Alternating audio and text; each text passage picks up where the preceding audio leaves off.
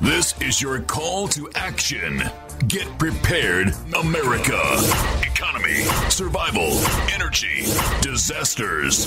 This is USAPrepares.com. Informative radio, educational radio. Interact now by emailing instructor@USAPrepares.com or text at 434-390-7953. Class, please take your seats. Now, your instructor, Vincent Finelli. Watch the greenbacks tumble. This ought to be a great class. Everyone all set? Cocked? Locked? Your dial set correctly to USAPrepares.com. We're delighted you're here. We're broadcasting live, Studio B.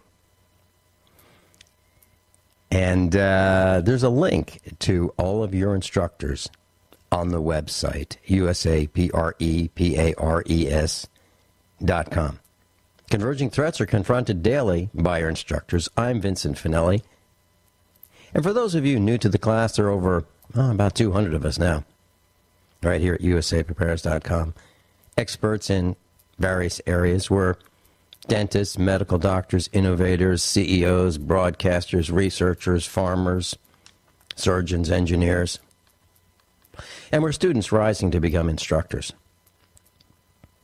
Today you're going to meet our newest instructor, Mike Parsons. Mike Parsons is, well, you know him as Mike in Tennessee. He's been a frequent flyer at USAPrepares.com. And Mike has risen from student to instructor. He's been to a couple of the Get Prepared Expos.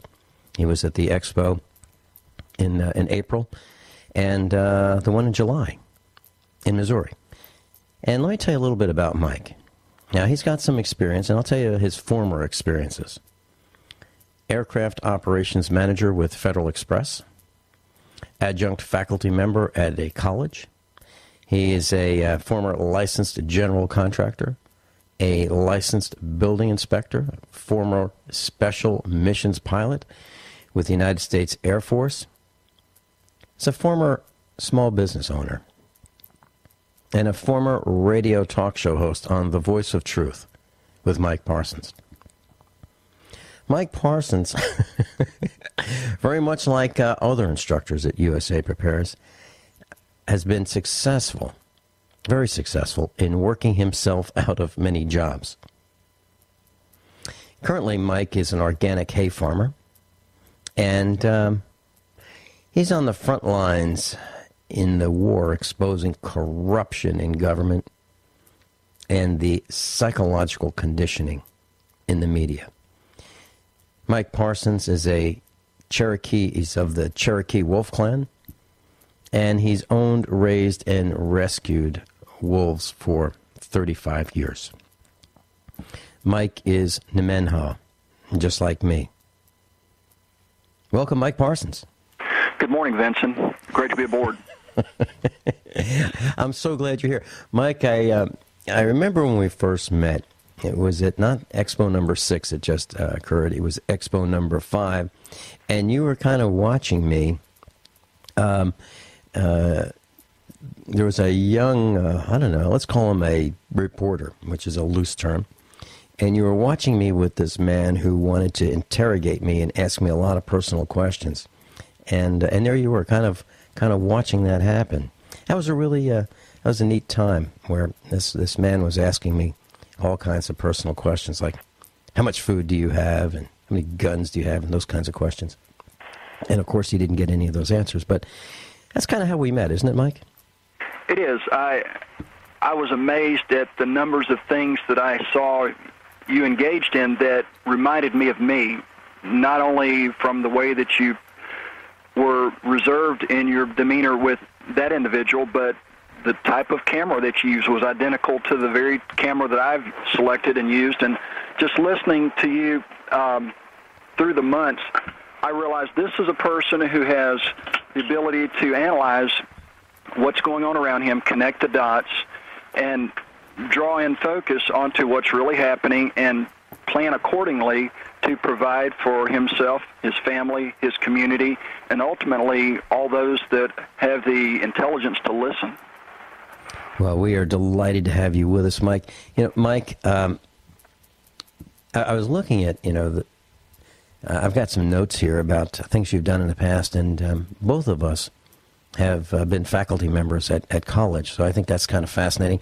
And what I've said sometimes, not often, but, when I think about you don't have a job, I don't have a job, most of our faculty don't have jobs, and we've worked ourselves out of them. But I've said in the past about some of my bosses when I did have jobs, how did that guy get so far on so little, make so much, and stay so long?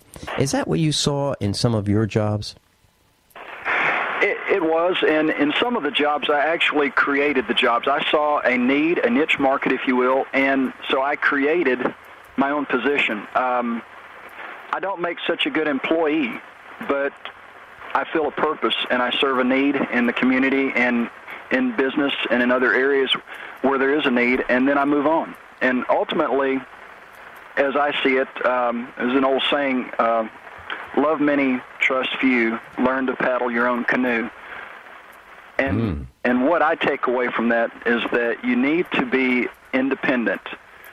Anytime that you turn over to someone else your needs for livelihood, whether it be your food, your transportation, medical care, whatever it is, you're at the mercy of that person. And whether it be the Ezekiel complex, some people say, whether it's, we all have spiritual gifts, the fact is that there are so many people out there that are turning over large facets of their lives to people that they don't even know. And these are things that they can do themselves, and I'm trying to wake people up to the reality that you can do it for yourselves. Don't take anyone else's word that you can't. You've been told that for too long. It's time to wake up and click your heels and, whatever Dorothy had to do to awaken herself to the fact that most of what we're dealing with is a fraud. It's a sham. It's an illusion. It's a trick. It's magic. And Dr. Richard Allen Miller very properly articulates these points in person as well on your show. And if people take the time to do a little bit of research, they will be able to discover that the mind control on the mainstream media is in full force. I exposed some yesterday, and I've learned, and actually at the seminar you had a instructor, Sam Bushman. Sam Bushman is an amazing guy.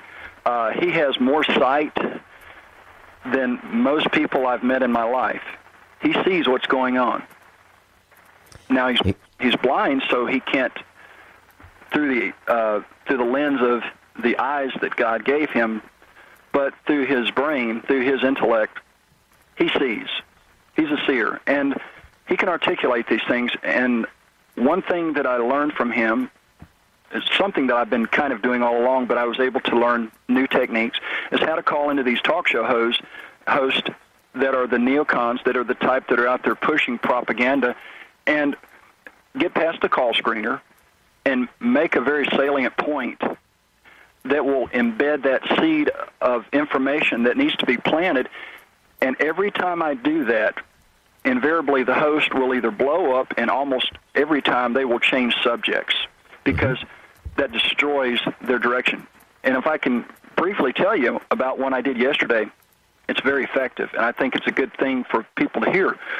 The local talk show host here in Memphis, he was pushing the agenda of getting the local city to pass an ordinance to make it a crime for people to post on the Internet anything on these personal sites, because there's been 2 people arrested for child trafficking. And instead of going after the child traffickers, anybody that would have a posting that would be linked back to their computer should be prosecuted and put in jail. And I called in, and I took it in a different direction. I steered the crowd away to looking at the fact that right now anybody can hijack your computer. They can hijack your Craigslist or any other media site ad and put something on there that appears that comes from your computer. Go after the criminal and leave the people who could be otherwise victimized, leave them alone. And I was able to get it in, and he cut me off, and then he changed the subject because all of a sudden people were starting to think. Plus, before he cut me off, he made a comment, and I said, why don't we go after the real criminals, which is in West Tennessee at the Wilder Youth Development Center. 1 in 20 children are sexually assaulted by the staff. And then I said, oops, I'm sorry. It's not 1 in 20. I made a mistake. I apologize. It's 20%, 1 in 5. Let's go after them. And, of course, you hear that click in the background. What I've done is reveal the truth of corruption in government on the topic that he's discussing. At that very moment, people are redirected away from attacking themselves and tying the strings over Gulliver to, let's take a look at the real source of the root problem, which is the corruption within the government. And we've still got laws on the books to handle people that are trafficking children. But let's not tie strings over ourselves so that if someone activates a malicious or some type of email on one of these sites from our computer remotely that we didn't know about, we're not going to be held accountable for something we didn't do. Mike, you bring up a very, very valid point, and I'll tell you why. I can see it coming right now. I get about 125 to 150 now requests to be friends on Facebook, and these are friends of friends of friends of friends. Now, it is in my interest to accept some of these friendship requests because I can then communicate the broadcast, what we're doing. I can send out an update saying, here's what today's broadcast is about. Mike Parsons and I are going to be talking about corruption, and we're going to be talking about Nemenha, and we're going to be talking about various important issues to a lot of people. So it would behoove me to accept some of these friends. Now, I can just see it coming. I can see that I might accept one of these friends, or many of them, who I really am not sure who they are, but are referred to me somehow. And I can see that this person has, I don't know, could be a serial killer or a drug trafficker or something. And then the next thing I know, I'm going to end up in court and someone's going to say, is it true that you're a friend of so-and-so? And I'll say, I don't know. Well, Facebook says you are. You accepted this person? Yeah, right. Well, can you see this happening? I can. Mike Parsons is with us. And similar thing happened to Stuart Rhodes of Oath Keepers. Someone sent him an email with some pornography on it. Next thing you know, he's being exposed as someone who views pornography. And that can happen. People can send emails all the time, loaded with all kinds of things. I'm Vincent Finelli. This is USAPrepares.com. Mike Parsons and I will be right back. Class Mike Parsons with us, and you know him as Mike in Tennessee. He's called many times here at USAPrepares.com, and he's become an instructor. He's risen to become an instructor, and he wants to teach us some things that he knows. He's got an extensive background, a full background. Mike, we were talking last night about some Germans and Russians here in America. Would you like to take a couple minutes and talk about what you've learned there? It's pretty alarming. I would. I talked to a source the other day, and he had informed me he lives in the county neighboring the county where I live in West Tennessee, and they have German/Russian special forces. The reason I qualify that is simply because the Commercial Appeal, the local newspaper in Memphis back in June of 2010, said that German special forces akin to the Navy SEALs were practicing paramilitary exercises, jumping from planes and practicing urban warfare for deployment to Afghanistan. It doesn't take a rocket scientist to look at Google Earth and see that Afghanistan is mountainous, rugged, hilly deserts. Fayette County, Tennessee is flat land with corn, soybean, cotton, and hay. You train a dog to do what the dog's going to do.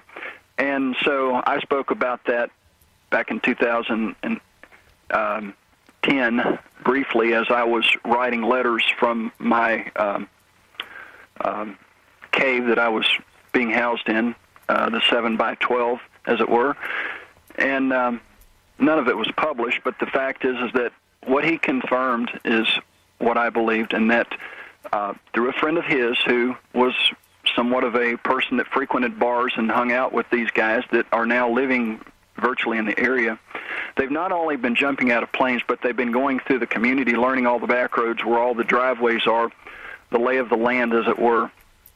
And these people were also being trained, according to some pillow talk that was conveyed to my friend from a friend of his, that they've also been training at what's called the Kill House. It's south of Memphis. It's a military training facility. It's a private contractor training military forces of how to do house cleaning or clearing and gun confiscation techniques.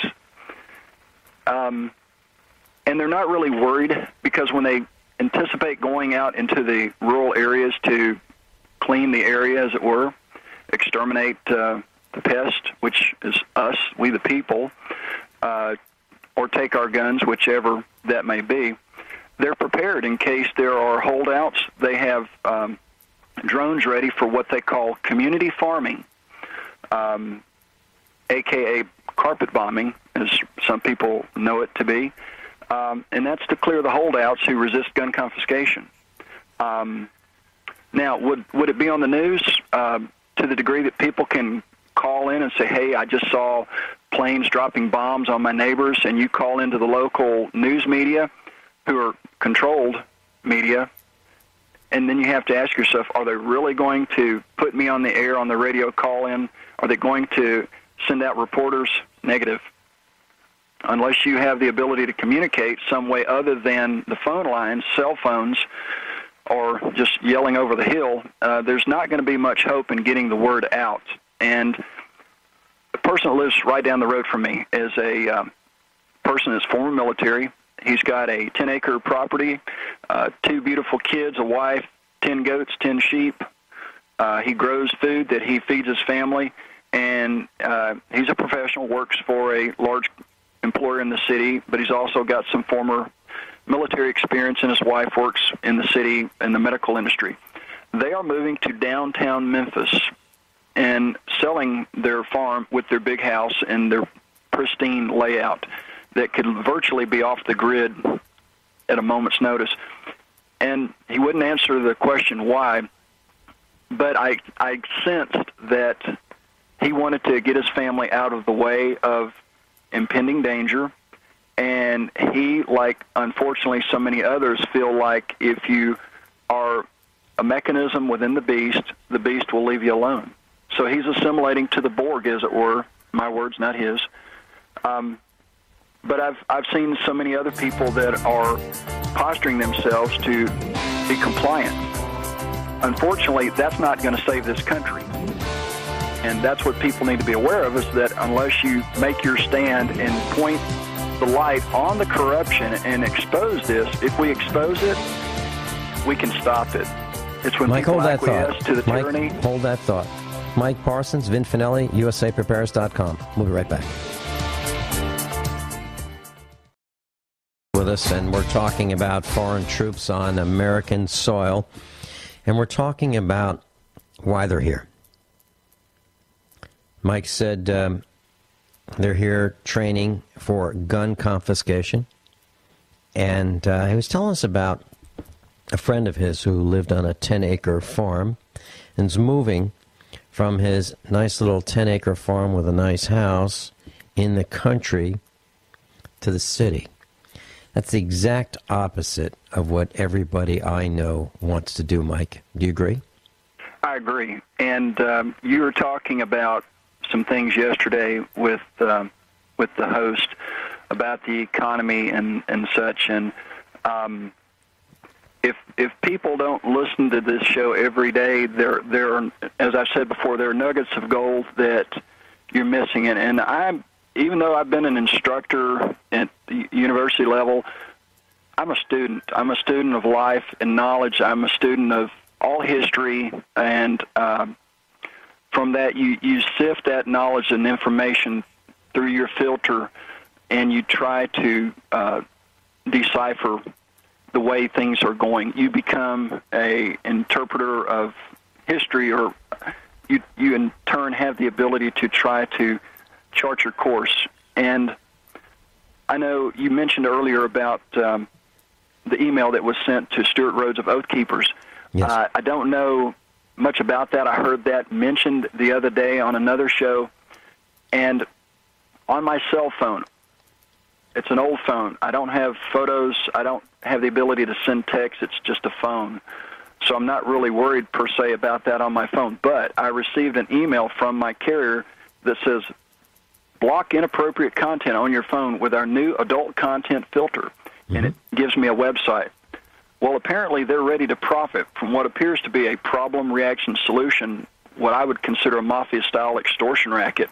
Mm-hmm. And I thought the timing of this was very telling because at the moment we hear someone else, a patriot, being attacked via a malicious email that had embedded pornography, which I'm sure he didn't know about. Certainly he wouldn't have sent it or viewed it or done anything with it. Had he known it, he would have deleted it.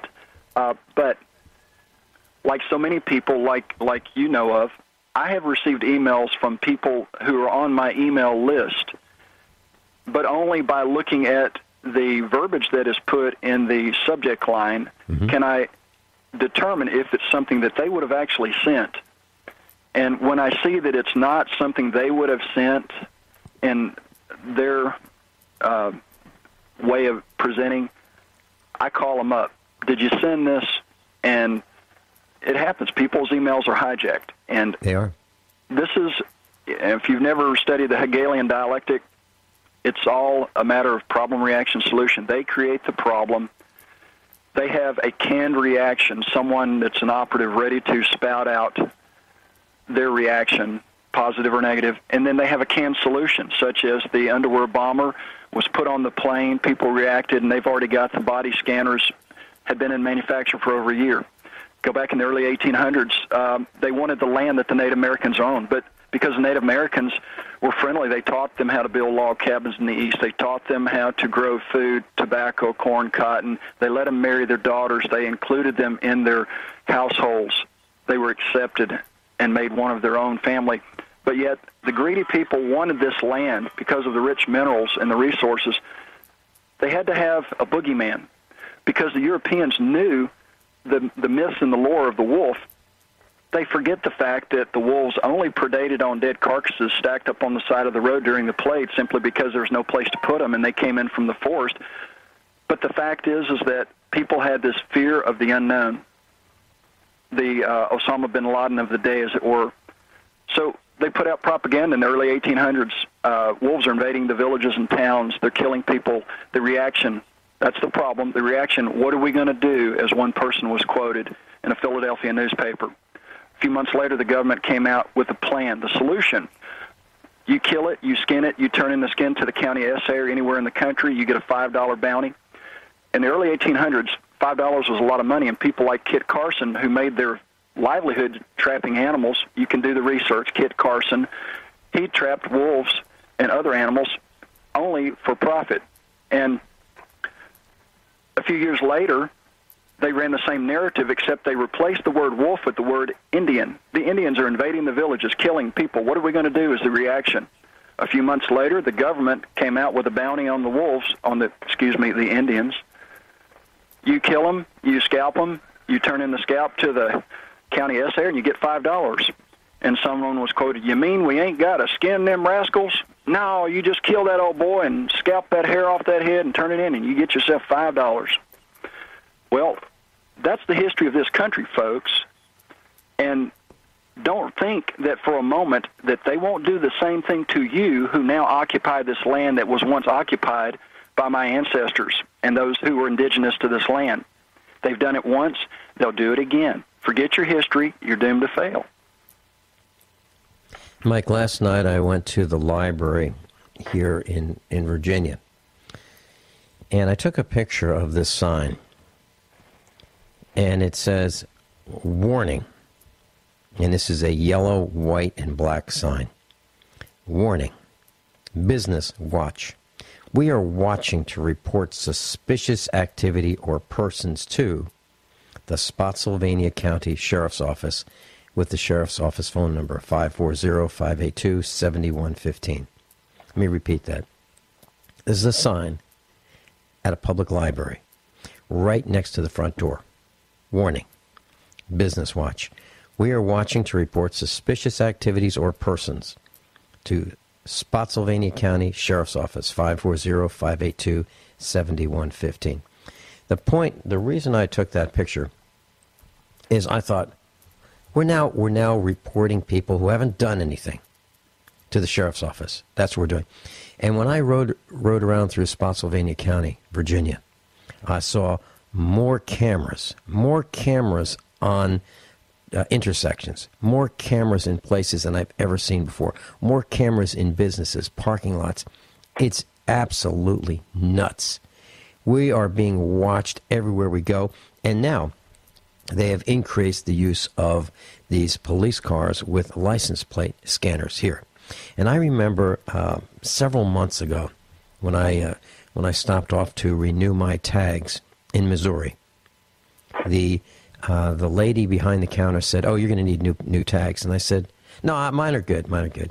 And I thought she meant they were banged up. Like you've seen tags on the rear of trucks that when trailers are pulled, and sometimes the person will back the truck into the trailer, the tongue of the trailer, and bang up the license plate where you can't read them. Well, mine are all perfect, literally perfect. And she said, "No, they wear out." And I said, "Well, actually, mine are just fine." And she said, "No, they wear out, and you have to purchase new tags." And they were only a couple of years old. And I guess what they decided to do was increase the readability of these tags with these devices that read license plates from police cars as you drive and as they drive around.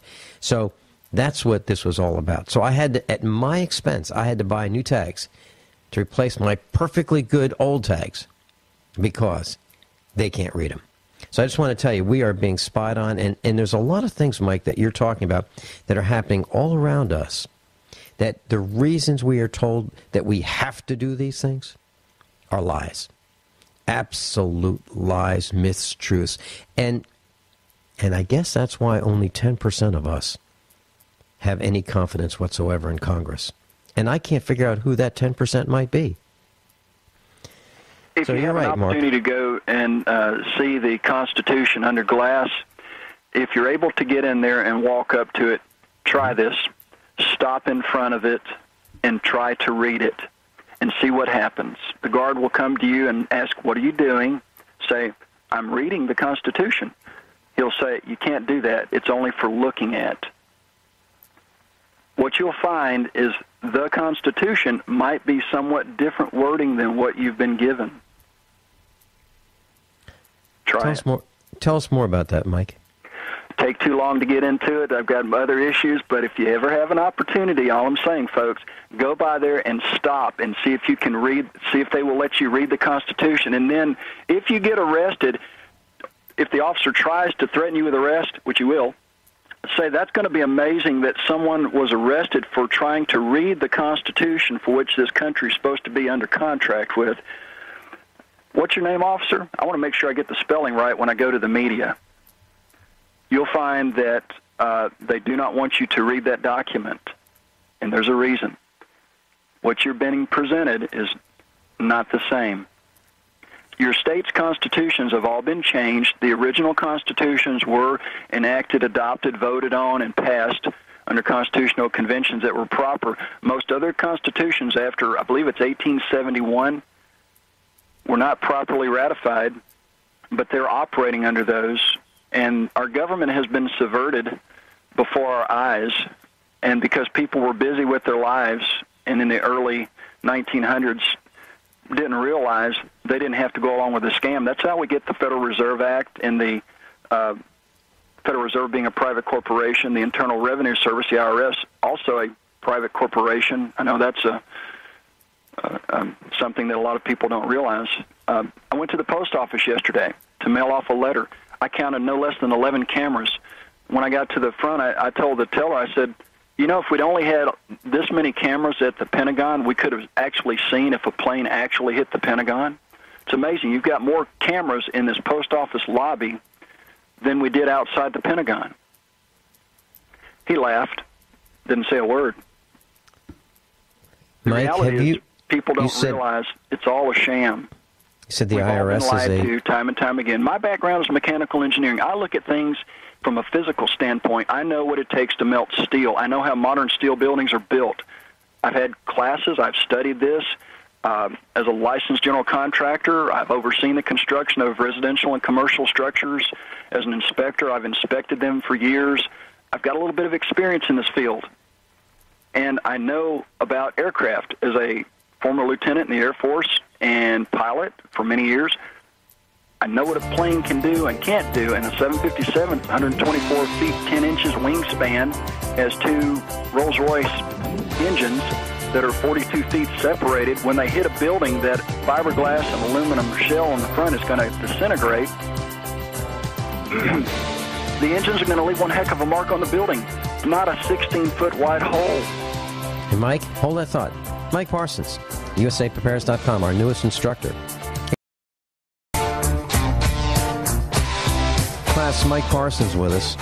MikeParsons.org, MikeParsons.org. Mike, you started talking about an airplane flying into the Pentagon, and you said it had two Rolls-Royce engines, and it would do more than just leave a hole. There'd be some marks there. And a lot of us don't believe that's exactly what happened, meaning you're right. You care to talk a little bit more about that in the few minutes we have left? I think that's worthy of discussion, since you are an aircraft mechanic and a pilot. Well, not a mechanic. I was over aircraft operations, the movement of the aircraft, as it were, for Federal Express back when I was there, for a specific reason. But you've got to look at the physical properties of the Rolls-Royce engine. You've got 9-foot-tall structures that are titanium in nature, and they don't vaporize, as well as luggage and human bodies do not vaporize, and that's the official story. And I'll just make one last point and move on, but I've got a tractor. I burn diesel fuel, and I had a friend that worked at Northwest Airlink who used to defuel all of the wing tanks when they had to work on a wing tank. And jet fuel, a.k.a. diesel fuel, burns great in a Case 1175 tractor. Excellent. I ran it for years. Folks, diesel fuel and jet fuel are virtually one and the same. It does not create the temperature. I've got a burn barrel where I can burn trash, and it doesn't burn up because of diesel fuel that I put in there to help start up wet debris. It only rusts because of the water. Diesel fuel does not bring down buildings. And also, $2.5 billion worth of Swiss gold in the bottom of the vault of the World Trade Center 1, when it was founded, only turned out to be 500 million in gold bars because the rest, I guess, vaporized. Let's go back to the expo. The one thing that people need to grasp, I want to get this out real quick, is that we stopped the government by putting them on notice. I became a Minnesota Medicine Man traditional leader a little over a month ago, and working with Chief Cloudpiler, I was able to put together a notification sign from the information provided to me by Chief Cloudpiler of the Nemenhah Church, and I made some signs, and y'all helped by making some smaller copies. I posted one at the main entrance at the conference room where we had the opening meeting, and then I posted one on every door into the facility. And if anybody out there listening was there, and if they saw any member of government come up, read the sign, and then leave, please call in Vincent, because I want verification. Because normally at these expos where you've got a gun show going on, there are at least going to be at least a couple of officers come in just to make sure that they're doing things properly, that there's nobody there breaking any laws. And at the last expo, they had drug-sniffing dogs. They had several undercover people. And at the hotel I was at, I actually heard 3 guys that were government types talk about that morning as I'm getting coffee and listening to them as they're eating breakfast at 5:30 in the morning at the hotel. They were talking about going to the expo. And, I stayed just in earshot, minding my own business, but these were folks going to the expo to observe, and these were people that when I was there the whole day, I never saw them.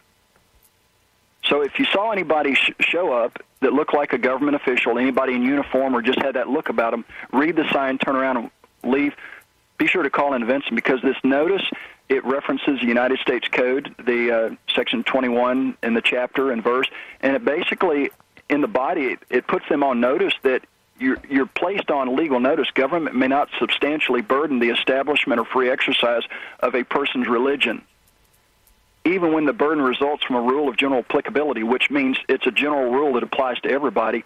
Well, not in this case. It's an exception, and because we consecrated through ceremony the expo, the government had no jurisdiction, and therefore, I believe, put them on legal notice, and they stayed off the premises because they didn't want to deal with the repercussions of losing their immunity. If they go beyond the scope of their authority, they lose their immunity, and they're not going to do that, folks. Yeah, and be individually responsible. Class, we were not looking for a fight.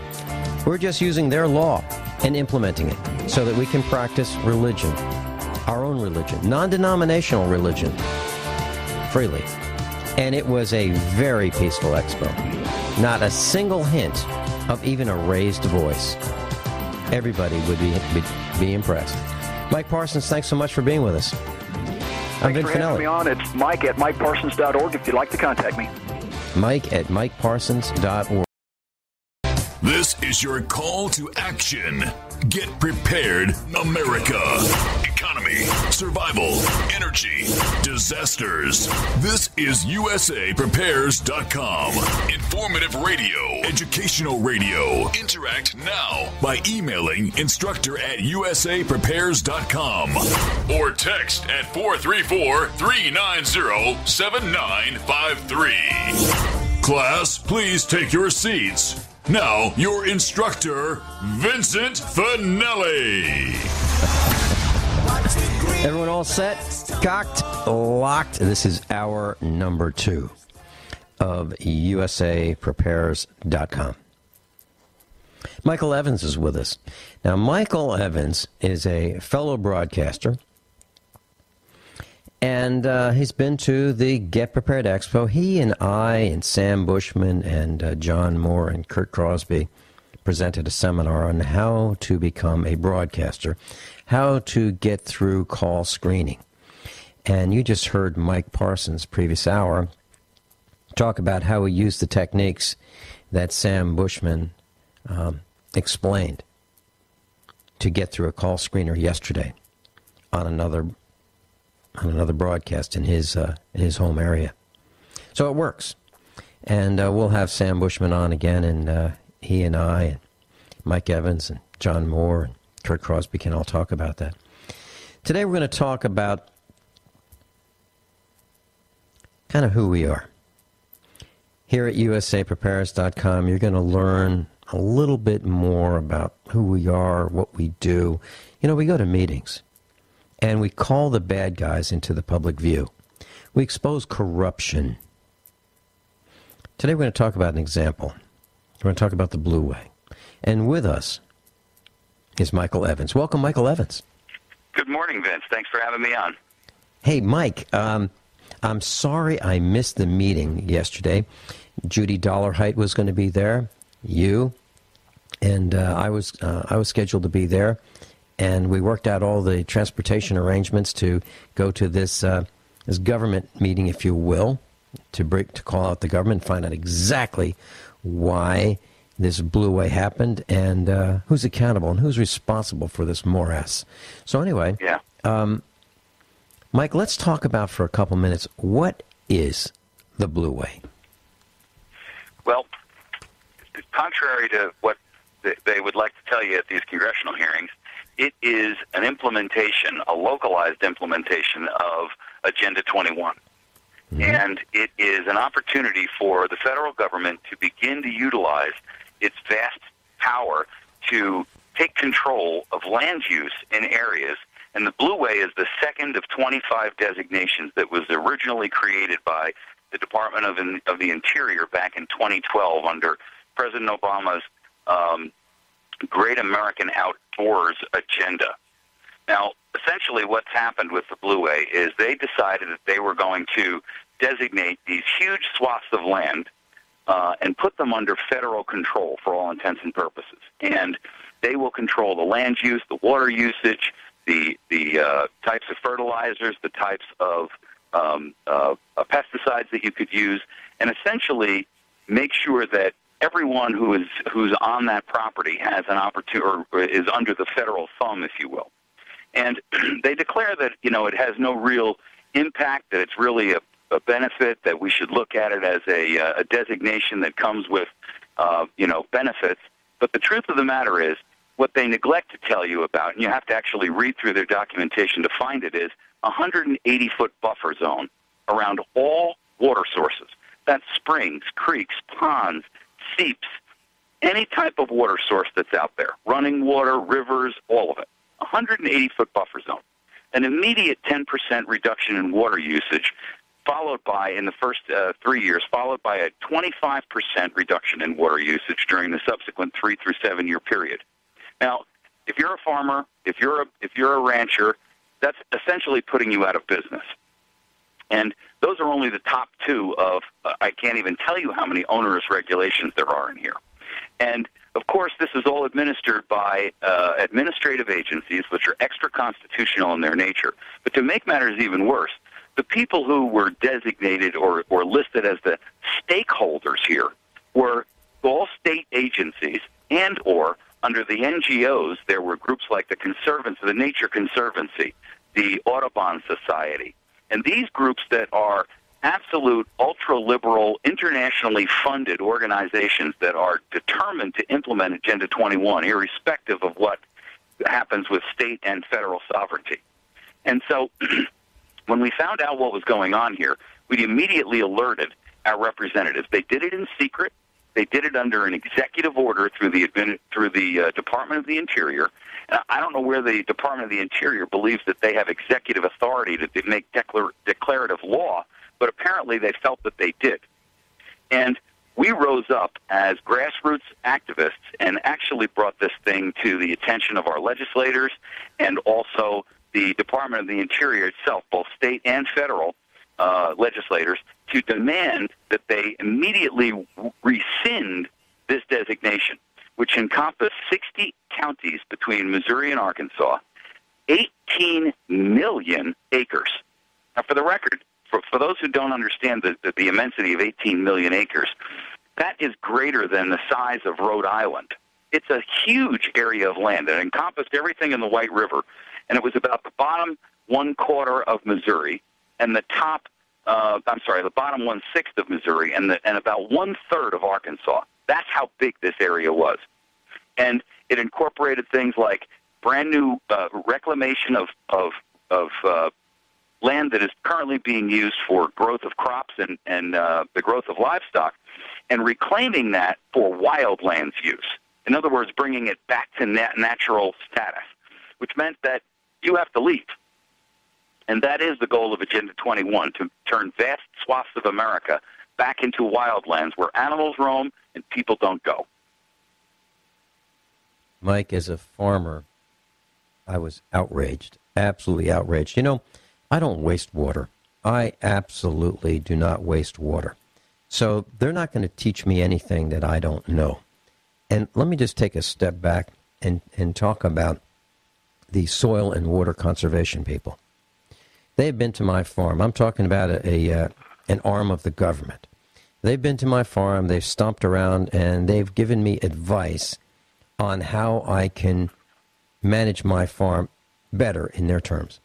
Now, what they do is they will teach you, as a farmer, they will offer classes at $50 to teach you about different grasses and what grows and what doesn't grow for 2 days. Now, we charge $18 at the Get Prepared Expo for 80 seminars, 70 seminars, 50 seminars. Well, they have a couple seminars, maybe 2 in the morning, 2 in the afternoon, and they charge $50 for that.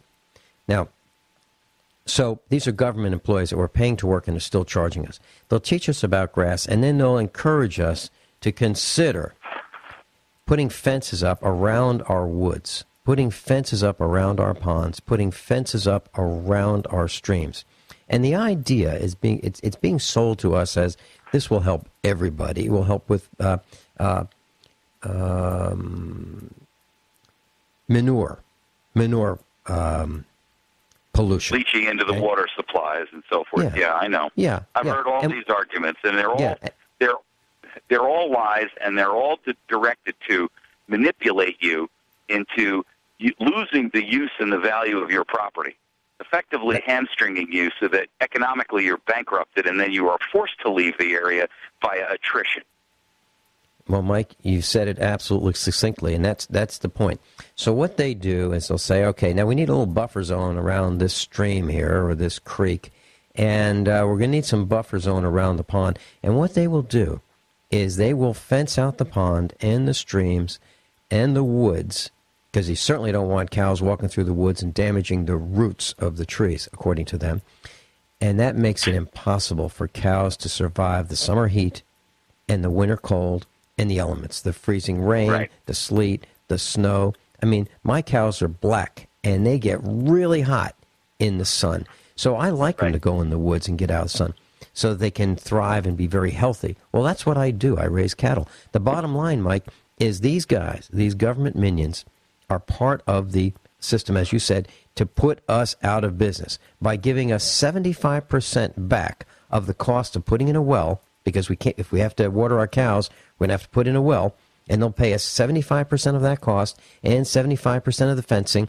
But in the contract, they have the right to inspect, detect, fine us, and charge us for any non-maintenance of that equipment that we agree to put in, that they design, and they have the right to be on our property at any darn time they feel like it for 10 years. And what makes me angry, Mike, I'm just boiling mad right here just thinking about it.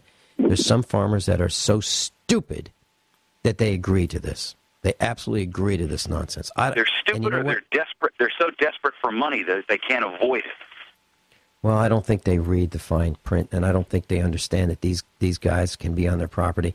I have a neighbor who has who agreed to do this, and it's semi near my farm, and the government has cut up this guy's farm where it is absolutely not maintainable. They put in alleyways and fenceways. You can't drive your tractor through there. It's too narrow. It's poor locations. Everything about it is pitiful, and they destroyed this guy's farm. And so for 10 years, he's got to put up with this mess before he can rip it out, or he has to pay back the government, the money that they put into it. So this is just an example of what the government is doing to put us farmers out of business. And class, let me tell you what, if we go out of business, you're not going to eat. It's as simple as that. You're not going to eat. I'm here in Virginia, and for most Virginians who are consumers, food comes from the store. Well, let me tell you what, it doesn't come from the store. It comes from a farm. It starts at a farm. I'm just boiling angry thinking about these guys that come and walk around in your property, and then I'm talking about the government minions, and convince farmers that this is a really good idea. And when I had a farm in Virginia, they were willing to pay 90% of the wells, the plumbing, the underground piping, the electrical wiring, everything, just to get me to put like an 80-foot buffer around my ponds. When they were done with our farm, I didn't have a farm left. Right. It would have reduced my herd of It would have reduced my herd of cows by probably 50%. So anyway, so the Blue Way is our topic today. We're talking about what it is, and then when we come back, let's take a chance. Maybe we'll be able to stay on the air, see if these guys knock us off. But we're going to talk about who they are. We're going to name some names. We're going to name some names that were involved in this. We're going to talk about the government agencies that were involved, and we're going to talk about what happened and what we did. Mike Evans, Vince Finelli, USAPrepares.com. We'll be right back. Mike Evans is with us, and Mike, I'll tell you what, when I think about what's happening, I do not dump uranium on my property. Depleted uranium, spent fuel rods, I don't do that. I don't dump military generators on the way back from Vietnam in the ocean. I don't operate rockets that pollute the atmosphere. I don't jet set around the country with an entourage of people on golf outings. If you look at it, our government is the largest polluter and destroyer of the planet on the planet. We have wars and we blow up buildings and destroy private property, and all in the name of democracy and freedom, which is absolute nonsense in my opinion. And the land grab that you are talking about, that I'm talking about today, is 18 million acres, Arkansas and Missouri. And that's a nice name, the Blue Way. We talk about green, and this is the Blue Way. It doesn't sound too harmful, but it was absolute theft in process to steal our land over a period of steps, which talked about the reduction in the consumption of water. Obviously, no farmer in his right mind is going to waste water in any way, shape, or form. It's a necessity to his or her livelihood. Mike, who's responsible for trying to perpetrate this theft on us?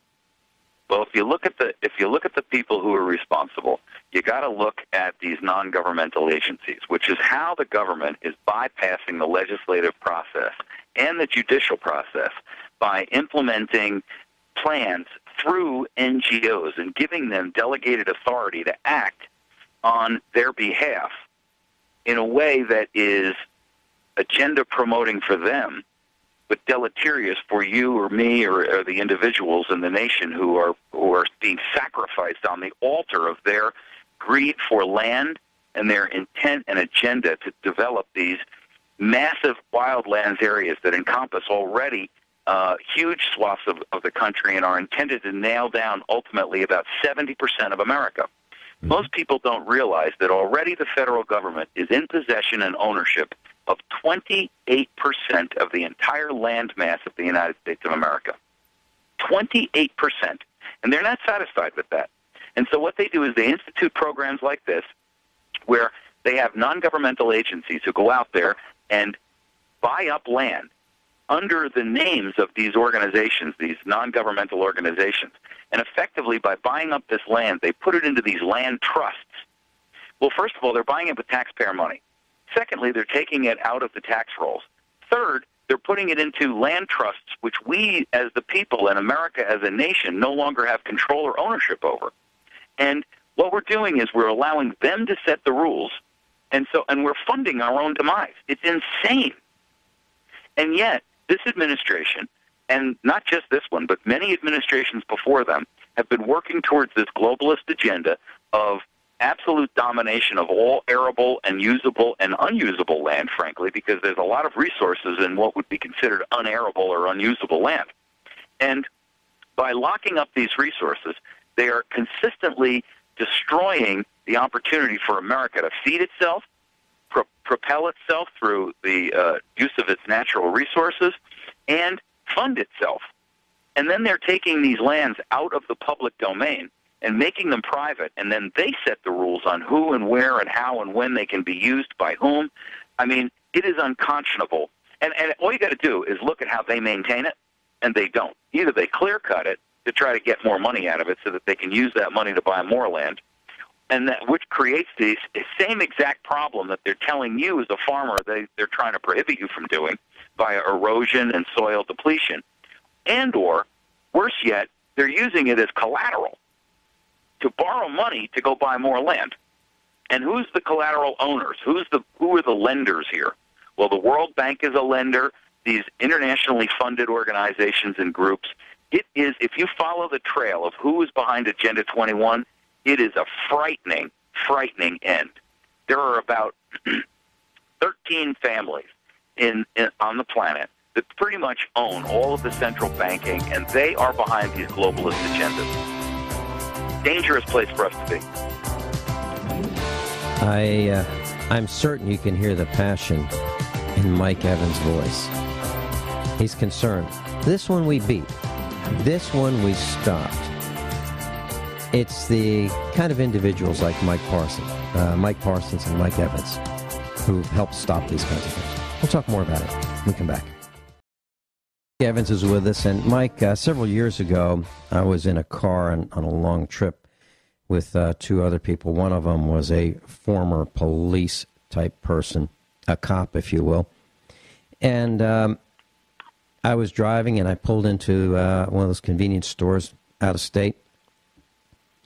And I was pumping gas, and this former cop and the other guy went into the convenience store. The former cop had a headache, and he was in search of some kind of a treatment, maybe aspirin, something like that.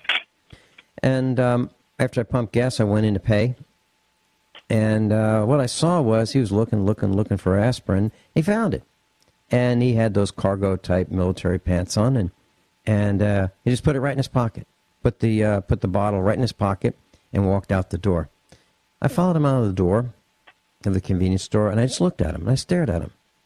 And he looked at me, and I kept staring at him, and he said, oh, I forgot to pay for this. Reached into his pocket and went in and paid for it.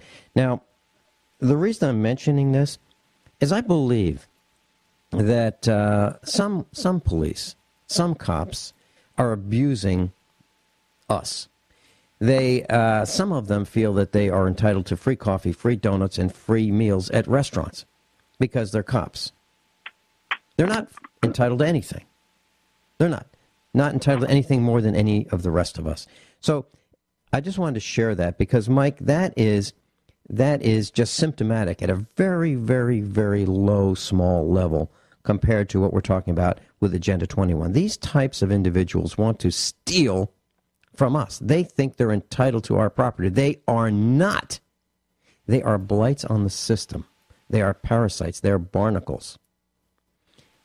And well, they believe that they have an elitist mentality, that they have the authority and the righteous wisdom to determine, one, what is best for us, and two, that never includes an actual taking into account of what really is best for us. In other words, their attitude is, well, we know what's best for the world on a larger scale, and we're looking at it from the 50,000-foot view. We don't really care about your myopic one single farm view, and you're just going to have to sacrifice to meet the agenda that we've set forth for the entire planet. And I got to tell you, nothing could be more tyrannical than that mentality, especially by people who have no authority, no education, and no training to even make those decisions. They're based on emotion, they're based on ideology, and frankly, in most cases, they're based on some kind of self-benefit that they derive as a result of it. Mm-hmm. And it is unconscionable and inhuman. What they're doing to our society, and not just here, but around the planet, are actual crimes against humanity. And people need to recognize them for what they are. These people make guys like Charles Manson look like schoolboys, because what they're planning is a global genocide and the destruction of environmental and economic value that has built and designed this country from the ground up. They couldn't care less. They have no allegiance towards governments. They have no allegiance towards nations or towards the sovereignty of nations. They're interested only in achieving an agenda which is designed and geared for the demise of humanity and the improvement of the global environmental movement. And I'm telling you, it is the most dangerous movement that is afoot. They are one of the largest and most exigent threats to our national security that exists today. And government plays hand in hand and swings on the same set of swings with them. Michael, it's so foreign to me to even think in these terms that people would be so greedy. For example, when our military went over to Iraq and littered the countryside with depleted uranium. That's foreign to me. It's absolutely foreign to me. It's foreign to me that governments would allow the construction of nuclear reactors with no safe plan for the disposal of the waste. There is no disposal of the waste that's safe. It's going to come back and haunt us no matter what they would do with it, but yet they would approve it. Who are these people that are so self-absorbed that they would pollute this planet? Michael, I remember talking to our priest in Virginia. And I asked him, I said, Father, do you think, and some of you may think this is blasphemy, but I'm sorry. I said, Father, do you think that God could be an alien and that he put us on this planet and said, okay, here's, I'm going to show you half of what you need to know, and then you're going to have to figure out the rest for yourself. I'm going to come back and check on you in a while and see how well you've handled and played with your neighbors. And when he comes back, I think he's going to be absolutely furious that we messed up our own sandbox, we polluted our own environment, we beat up our neighbors for our own individual greed. I think he's just going to be furious. I really do. Michael, have you seen the TV series Under the Dome? I haven't. Okay. I'm not a big fan of TV, to be honest with you. I watch very, very little of it. Okay, Mike, I don't watch TV at all. I just happen to be staying in a home that is not mine for a couple days, and they have a television in this particular home. And they have a DVR which can record television series. And the person who owns this home thought it was right up my alley to watch Under the Dome. And here's what it is. It's all of a sudden this dome comes over a city, okay? And the city has what it has. It's not getting anything else. The atmosphere is what it has. It's got no more air. It's got no less air. It's got no more water. It has no less water. It has whatever food is under the dome. That's it. And all of a sudden, society starts collapsing. People start robbing, cheating, stealing, killing each other because they're not prepared. And it's Mike, it's exactly the message that we've been preaching for years on this broadcast. Be prepared for whatever happens. So, I mean, it's fiction, but it just shows human nature. And it shows the political corruption. It's unbelievable. But it's really a depiction of who we are as people. And when I look at these politicians, I look at what they're doing. Who do they think they are? Trying to steal from us. And they don't deserve it. Know-nothing politicians with individual greed so great that they will tend to neglect their wives and their children for their own personal pleasures. Anthony Weiner is the butt of every single political joke of the moment. He is a national disgrace, and he's running for mayor of New York City. It's unbelievable. Who in their right mind would elect a pervert like Anthony Weiner? It's just, and he's just one. To make matters even worse, Vince, all of that is distraction. See, yeah, the goal of all of that stuff is to keep America from recognizing the real, true criminal activity that's going on right underneath our noses. And we're being toyed with and abused in ways that are indescribable, in the sense that what most people don't recognize is that all of this is propaganda, and it's the use of propaganda that is misdirecting and misleading America to think that there really is, they make a difference by voting and so forth and so on. The truth is, we're either going to take our nation back, and we're going to do it in a peaceful but massively civilly disobedient way, or we're going to end up at a position where one day we find we have to pull out the ultimate weapon, the Second Amendment, which really, quite honestly, our founders created that with the principle of mutually assured destruction. And that's the best analogy they could come up to under mutually assured destruction, because they didn't have nuclear weapons in their day. But make no mistake about it, they knew darned well that the use of the Second Amendment as a restoration measure would bear irreparable harm to the Republic and the Union as a collective whole. And I see no difference in it today. I think what we're talking about here is just a complete and utter disregard for the principles of a republic, for the value and the benefit that this great nation has built. We are the single and only nation in all of known human history who has created a republic that was designed with and founded with the idea that the minority of one is the smallest minority, and it's government's role and job to protect that minority from the whims of the majority and from those who would do us harm. And yet, for the last 100-plus years, we have completely fallen away from the principles of that. And now government has become our master, and we are the subjects. We are no longer citizens. We are simply serfs and subjects and slaves.